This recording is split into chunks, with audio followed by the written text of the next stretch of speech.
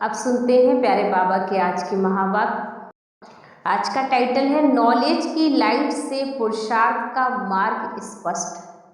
Knowledge की light से पुरुषार्थ का मार्ग स्पष्ट कैसे करें, उस पर बाबा ने खास सभी बच्चों को क्लास कराई है। तो बाबा ने कहा आगे कि मनन और सहन शक्ति, जितनी सहन शक्ति होती है बच्चों में, उतनी ही सर्वशक्तिमान की सर्व शक्तियाँ स्वतः प्राप्त होती हैं।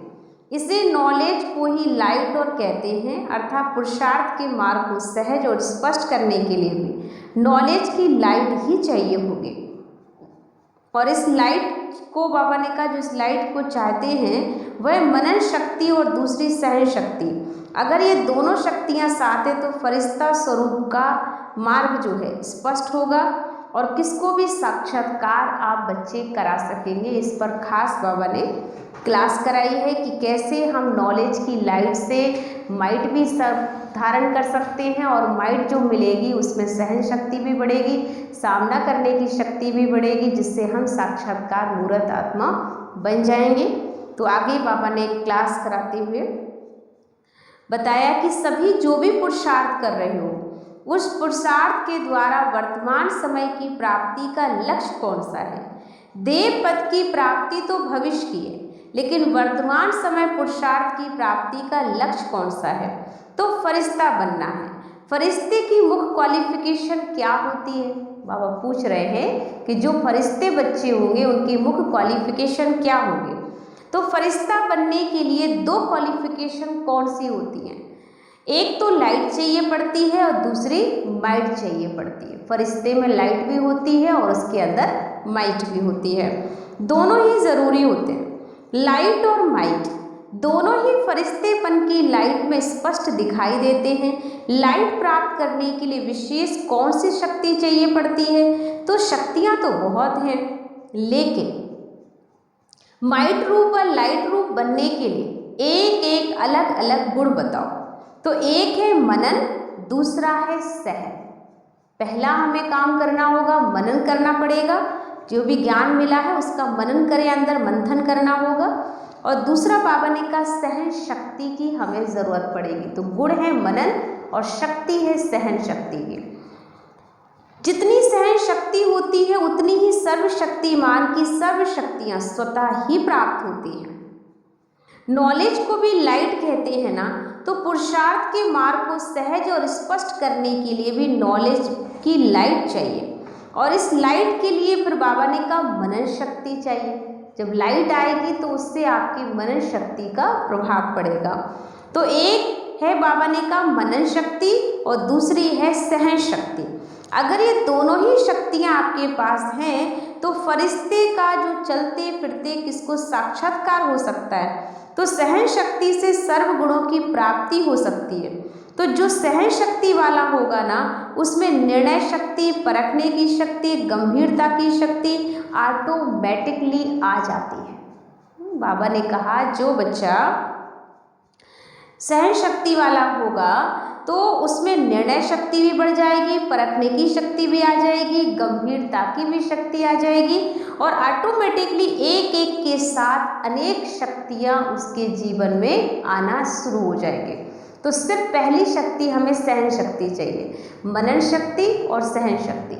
अगर ये दो गुण बाबा ने कहा या हमारे जीवन में शक्तियाँ प्रवेश हो जाए तो ये प्रभाव इसका निकलेगा कि अनेक शक्तियाँ सब पीछे पीछे चलती हुई आ जाएंगी।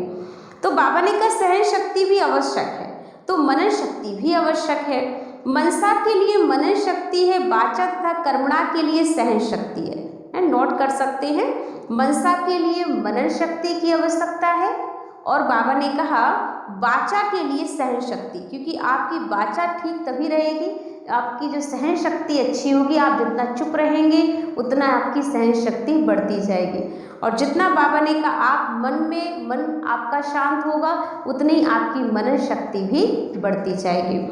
तो सहन शक्ति है तो फिर जो भी शब्द बोलेंगे ना वह साधारण नहीं होंगे, आपके हर शब्द में बहुत बहुत पावर भरी हुई होगी। दूसरा बाबा ने कहा कर्म भी जो करेंगे वह भी उसके प्रमाण ही करेंगे। तो दोनों ही शक्तियों की आवश्यकता है। सहन शक्ति वाले कार्य में भी सफल हो जाते हैं तो सहन शक्ति की कमी के कारण कार्य की सफलता में भी कमी आ जाती है। तो सहन शक्ति वाले की ही अव्यक्त स्थिति व शुद्ध संकल्पों के स्वरूप की स्थिति रहेगी। तो सहनशील की सूरत में चमक रहेगी। कैसे भी संस्कार वाले होंगे तो भी उनको अपनी सहन शक्ति से टेम्परेरी टाइम के लिए दबा लेगी। तो दोनों शक्तियाँ चाहिए अपने, बाबा ने कहा बच्चों के अंदर दोनों शक्तियों की आवश्यकता है। तो अपने पुरुषार्थ में मन के संकल्प चलाने में भी सहन शक्ति चाहिए, जिसको कंट्रोलिंग पावर कहते हो। तो सहन शक्ति है तो व्यर्थ संकल्पों भी कंट्रोल कर सकते हो। तो इन दोनों शक्तियों के लिए बाबा ने कहा बच्चों को अटेंशन रखना पड़ेगा। एक तो सहन शक्ति, दूसरा मनन शक्ति। तो बाबा ने कहा जब ये सारी शक्तियाँ आपको चाहिए हैं तो उसके लिए बाबा ने कहा आपको कौन सा काम करना पड़ेगा, अटेंशन। नंबर 1 बिजनेसमैन बनने के लिए सहज तरीका क्या है? आप ये सीख सकते हैं आज, क्योंकि बहुत बच्चे हैं जो बिजनेसमैन हैं, बिजनेस करते हैं, उनके लिए बाबा ने आज एक बहुत अच्छी विधि बताई है कि जो नंबर 1 बिजनेसमैन बनना चाहता है उसकी क्या ऐसी विशेष तरीका वो सहज अपना सकते हैं। तो बाबा ने कहा अपने को बिजी रखने से ही नंबर 1 बिजनेसमैन बन जाएगा। जितना जो बिजी रहेगा वो उतना ही इजी रहेगा। बिजनेसमैन का मतलब ही होता है जो कभी भी खाली ना रहे, हर टाइम अपने आप को कहीं ना कहीं वो इंगेज रखता है, कहीं ना कहीं सही जगह पर अपने एनर्जी का इस्तेमाल करता है, तो वही बच्चा बिजनेसमैन कहलाता है। तो बाबा ने कहा वही बिजनेसमैन के भी लायक नहीं कहा जाएगा, क्योंकि बाबा ने जिसको अपने को बिजी रखना नहीं आता, बहुत अच्छी बात है, ध्यान से सुने। बाबा ने कहा एक तो कि जिसे बिजी रखना आता है वो नंबर 1 बिजनेसमैन है, और जिसको अपने को बिजी रखना ही नहीं आता है वह बिजनेसमैन के लायक ही नहीं कहा जाएगा। यहाँ भी बिजनेसमैन बनना अर्थात अपनी भी कमाई और दूसरों की भी कमाई कराओ। इसके लिए अपने आप को एक सेकंड भी फ्री नहीं रखना। कौन सा नंबर का बिजनेसमैन हो, जितना यहाँ गैलअप करेंगे उतना समझो अपना भविष्य तक को भी गैलअप करेंगे। चांस अच्छा है, जो भी करने चाहो वह कर सकते हो, फ्रीडम है सभी को। जो जितना चांस लेता है उतना समझो वह तख्त का निशान पक्का रखता है। बिजनेसमैन का अर्थ ही होता है जो एक संकल्प भी व्यर्थ ना जाए, वही बिजनेसमैन है आत्मा। जिसका एक भी संकल्प व्यर्थ ना चले, एक भी संकल्प वेस्टेज ना हो। तो हम अटेंशन दें कि हमारे कोई संकल्प व्यर्थ अगर चल रहे हैं तो इसका मतलब कि हम बिजनेसमैन नहीं हैं। हर संकल्प में कमाई होनी चाहिए। जैसे भाई बिजनेसमैन एक एक पैसे को कितना बना देते हैं कमाई करके, ये भी एक एक सेकंड व संकल्प कमाई करके दिखाएं, उनको कहते हैं नंबर 1 बिजनेसमैन आत्मा। जो एक एक सेकंड सफल करेगा वही बच्चा नंबर 1 बिजनेसमैन है। बुद्धि को और काम ही क्या है, बुद्धि इसी में ही बिजी रहनी चाहिए और सभी तरफ से खत्म हो जाए। वह कुछ रहा हुआ है जहाँ बुद्धि जा सके, तो सभी तरफ तो खत्म हो गई ना बुद्धि। बाबा कहते कहीं यहाँ वहाँ बुद्धि तो नहीं भटक रही है, सब जगह से बुद्धि खत्म हो गई भटकना। अपने पुराने संस्कारों का भी बाबा ने का संस्कार कर दिया है, तो अपने पुराने संस्कारों की तरफ भी खत्म हो जाए। बुद्धि को जाने की तरफ व रास्ते टिकाने वाली बातें बिल्कुल नहीं होनी चाहिए। बुद्धि व तो पुराने संस्कारों तरफ जाएगी, बाबा ने कहा या तो अपने शरीर के हिसाब किताब तरफ जाएगी, वह मन के व्यर्थ संकल्पों तरफ खींचेगी। अब यह तो सभी खत्म हो गया ना शरीर की तरफ खींचे, न पुराने संस्कारों की तरफ खींचे, और ना पुराने ठिकाने जो रास्ते थे जिन पर हम चलते थे ना उस तरफ हमारी बुद्धि खींचे। तो भले शरीर का रोग होता है उसकी भी नॉलेज रहती है कि ये फलाना दर्द है, इसका ये निवारण क्या है, क्योंकि ये लक्ष्य है। जितना शरीर ठीक रखेंगे उतना सर्विस भी बच्चे अच्छी तरह से कर सकेंगे। बाकी अपनेपन का कोई स्वार्थ नहीं, सर्विस के निमित्त बनते होना ये साक्षीपन हुआ। तो अभी सिर्फ एक ही मार्ग रह गया है, बाकी जो अनेक मार्ग होने के कारण बुद्धि भटकती थी वह मार्ग जैसे कि सभी बंद हो गए हैं। पहले बाबा कहते इतने सारे मार्ग खुले हुए थे व्यर्थ के कि हम एक दूसरे से बातें करके यहाँ वहाँ की बैठते थे, बाहर बैठते थे, लोगों से मिलते थे, तो वही व्यर्थ की बातों की ही चर्चा करते थे। अब वो सारा बाबा ने कहा बैठना आपका बंद हो गया है। तो ऑलमाइटी अथॉरिटी सभी को मिल गया ना। बाबा ने क्वेश्चन रखा बच्चों से कि सभी को बाबा ऑलमाइटी अथॉरिटी मिल गया ना, तो ऑलमाइटी अथॉरिटी गवर्नमेंट की जैसे सील लग गई है आपको, तो सील लगी हुई कब कब खुलती नहीं है ना, जब तक मुद्दा पूरा ना हो जाए। तो ऐसे अपनी चेकिंग करनी चाहिए जैसे कोई की तकदीर में होता है। तो सरकमस्टांसेस भी ऐसे ही बन जाते हैं जैसे कि लिफ्ट के रूप बन जाता है। तो यहाँ भी जिसको कल पहले की तकदीर व ड्रामा की नूंद है, भले अपना भी पुरुषार्थ रहता है, लेकिन साथ साथ ये लिफ्ट भी देवी परिवार द्वारा मिलती है और बाप द्वारा भी गिफ्ट मिलती है। तो यह भी चेक करना है कि अब बाप दादा द्वारा व देवी परिवार के द्वारा किस किस प्रकार की लिफ्ट प्राप्त हुई है। बड़े बड़े आदमियों को लिफ्ट मिलती है तो शोकेस में उसे संभाल कर रख देते हैं, उससे अपने देश का नाम वाला करते हैं। और यहाँ जो समय प्रति समय गिफ्ट प्राप्त हुई है उस द्वारा बाप दादा का और कुल का नाम वाला करना है। अच्छा, जैसे आप लोग शुरू में जब सर्विस पर निकले तो नॉलेज की शक्ति तो कम थी, लेकिन सफलता किस शक्ति के आधार से हुई? त्याग और स्नेह के आधार से आपको सफलता मिली। बुद्धि की लगन दिन रात बाबा और यज्ञ के तरफ थी, तो जिगर से निकलता था बाबा और यज्ञ। इसी स्नेह ने सभी को सहयोग में लाया। बाबा का कहना है कि जब दादियाँ थे, अपना यज्ञ चलता था, उस समय हर बच्चे के अंदर से बाबा के यज्ञ के प्रति बहुत प्यार था और एक ही दिल से निकलता था, बस बाबा और बाबा का यज्ञ। इसके अलावा उनकी बुद्धि कहीं यहाँ वहाँ नहीं जाती थी। इसी स्नेह की शक्ति से केंद्र बने हैं। तो आदि सनातन धर्म की स्थापना में जिस शक्ति ने सहयोग दिया, अंत में वही होना है। पहले साकार स्नेह से ही मनमनाभव बन गए, तो साकार स्नेह ने सहयोगी बनाया व त्याग कराया। संगठन और स्नेह की शक्ति से घेराव डालना। तो अभी देखो बाहर विलायत में भी सर्विस की सफलता का मूल कारण क्या था? स्नेही सहयोगी बनने का घेराव डालने की जरूरत है।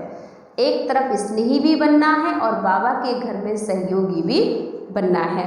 तो ज्ञान का प्रैक्टिकल सबूत यही स्नेह है और संगठन की शक्ति है। सर्विस की सफलता का मूल आधार ही यही है। कहाँ भी रहते हो ये सोचना चाहिए किस रीति ऐसी प्लानिंग करें जिससे संदेश देने का कार्य जल्दी समाप्त हो जाए। बाबा का कहना है कि बच्चों के अंदर अब ऐसी बुद्धि चलनी चाहिए कि कैसे हम ऐसा कुछ काम करें जिससे कि संदेश देने का कार्य, बाबा कहते बहुत जल्दी पूरा हो जाए। क्योंकि अभी अनेक आत्माएं हैं जो भटक रही हैं यहाँ वहाँ, जिनका बुद्धि योग बाबा से नहीं लगा हुआ है। तो बाबा कहते हैं कि उन आत्माओं को बाबा का पैगाम पहुंच जाए, अनेक आत्माएं भगवान से जुड़ जाएं। तो इस पैगाम को पूरा करने के लिए अब बच्चों के अंदर एक खुमारी रहनी चाहिए, उमंग उत्साह रहना चाहिए, एक प्लानिंग होनी चाहिए। हम ऐसा क्या घेराव डालें जिससे अनेक आत्माएं बाबा के कार्य में सहयोगी भी बन जाएं और बाबा की स्नेही भी बन जाएं। तो किस रीति ऐसी प्लानिंग करें जिससे संदेश का कार्य जल्दी समाप्त हो जाए? अभी तो बहुत रहा हुआ है। स्नेह से त्याग का भी जंप देने का उमंग आता है। आप सभी ने त्याग भी किया ना, रग रग में स्नेह भर गया, तब जंप दे सकते हो ना। बाबा के यज्ञ में जब से जुड़े हैं, बस त्याग की भावना थी। हमें भगवान के घर में सहयोगी बनना है, भगवान के कार्य को संभालना है। तो त्याग ने ही हमारा भाग उदय कर दिया है। तो हमारा पुरुषार्थ भी जंप वाला हो गया है। फॉरेन वालों को भी लिखकर भेजना है कि अब जैसे ईश्वरीय खुमारी और खुशी में रहते आगे बढ़ते जा रहे हो, वैसे ही सदा खुमारी और खुशी में रहो। सर्विस में सफल होते रहेंगे, विजय का तिलक तो लगा हुआ है ना। तो अपना विजय का तिलक सदैव देखते रहना है। बाकी अभी तक जो भी किया उसके लिए बाप दादा भी देखकर हर्षित होते हैं, लेकिन आगे तो बढ़ना ही है। कोई बारिश बनाओ तभी शाबाश देंगे ना। बाबा ने आज एक बहुत अच्छी बात कह दी कि कोई बच्चे बाबा के कार्य में सहयोगी हैं, लेकिन अब ऐसे सहयोगी बनो कि बारिश बच्चे निकले। बारिश क्वालिटी निकालने का कार्य करना है हमें। तो बारिश बनाओ तो शाबाश देंगे बाबा। अभी तक जो किया उसमें हर्षित होना है, वाह वाह वाह, करने का कार्य अभी करना है। हर्षित इसलिए होते हो क्योंकि खुमारी और खुशी अच्छी रीति कायम है। अभी तक रिजल्ट बहुत अच्छी है। उनका कमांडर बहुत हिम्मतवान है, कोई भी कार्य में एक भी अपनी हिम्मत से पान का बीड़ा उठाता है तो दूसरे साथी बन जाते हैं। वैरायटी ग्रुप होते हुए भी गुलदस्ता अच्छा है, इसलिए मुबारक दे रहे हैं। बाबा ने कहा सारे बच्चे जो हैं वैरायटी ग्रुप वाले हैं, गुलदस्ता बहुत अच्छा है, सभी साथी हैं, सहयोगी हैं, इसके लिए बाबा हर एक रतन को, हर एक बच्चे को बेहद मुबारक दे रहे हैं। तो हमें इस बात की बेहद खुमारी और खुशी रहनी चाहिए कि हम बाबा के कार्य में जो है विशेष सहयोगी बच्चे हैं। भगवान की नज़र हम बच्चों पे पड़ी हुई है, तो हमें अपने पुरुषार्थ को दिनों दिन तीव्र करना है। जितना हमारा पुरुषार्थ तीव्र होता जाएगा उतनी हमारा तो भला होगा ही, लेकिन हमारे द्वारा अनेक आत्माओं का कल्याण हो जाता है। तो आज की मुरली से हमने ये मनन शक्ति के बारे में सीखा कि कैसे मनन करें और मनन से ही सहन शक्ति भी बढ़ेगी, बाबा ने कहा। साथ साथ बाबा ने अटेंशन दिलाया नॉलेज की लाइट से पुरुषार्थ का मार्ग भी स्पष्ट होता जाएगा। जितनी जितनी नॉलेज बढ़ेगी उतना पुरुषार्थ हमारा तीव्र होगा और मार्ग भी हमारा क्लियर होता जाएगा। ओम शांति।